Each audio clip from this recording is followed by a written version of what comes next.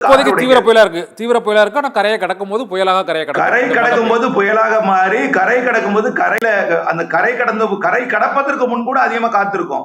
இப்ப வீசிருக்கிற காத்து நெருங்க நெருங்க இன்னும் கொஞ்சம் கூடவும் செய்யும், 80 ஆகும். ஆனா கரை கடக்கும் போது கரை கடந்துட்டா அப்படின்னு அவங்களுக்கே தெரியாது. கரை கடந்ததுன்னு வானிலை ஆய்வு நிறுவனம் சொல்லி உங்களுடைய ஊடகம் வாயிலாக அறிவித்தால் மட்டுமே அவங்களுக்கு தெரியும்.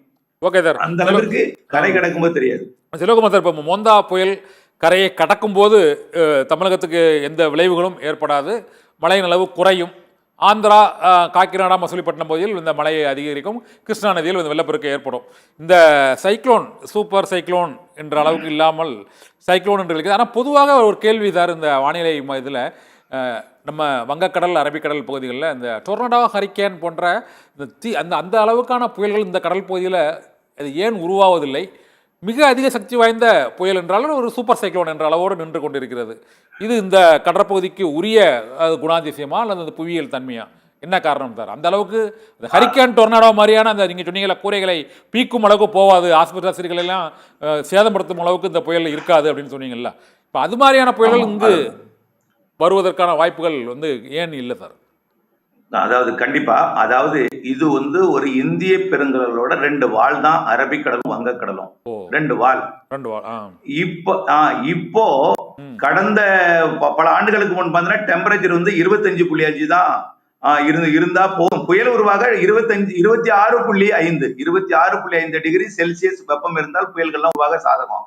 இன்னைக்கு 30 டிகிரி வெப்பம் இருக்கு, ஒட்டுமொத்தம் 30 டிகிரி இருக்கு.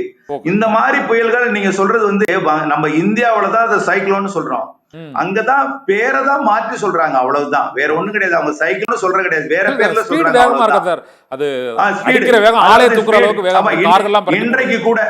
இன்றைக்கு கூட ஜமைக்காவை 275 கிலோமீட்டர் வேகம் கொண்ட புயல் மெலிசா புயல் ஏற்கனவே தங்களுடைய ஊடகத்துல லைட்டா டச் பண்ண சேதம் ஏற்படுத்தி அந்த தகவலை உங்கள் ஊடகத்தின் வழியாக பார்த்தேன். இன்றைக்கு அது கரையை கடக்க போது இன்றைக்கு இரவுல இருந்து நாளை காலைல வரைக்கும் 300 கிலோமீட்டர் வேகம் கூட அறிக்கலாம். ஏன்னா அது என்ன காரணம்னா, அந்த கடல் பகுதி அதிக வெப்பமான கடற்பகுதி, சுற்றுப்புறத்துல இருக்கக்கூடிய காற்றெல்லாம் அதிகமான ஈர்க்கக்கூடிய பகுதி.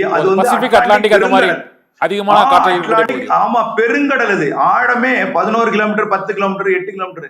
இப்போ நீங்க மசூலிப்பட்டினம் போனீங்கன்னா அந்த ஆழமா பதிஞ்சிருக்கிறது தர தட்டிடும். அதுக்கப்புறம் நீரோட்டமே அந்த இடத்துல இருக்காது, அதனாலயும் செயலிழந்துடும். அது அங்க அப்படி கிடையாது.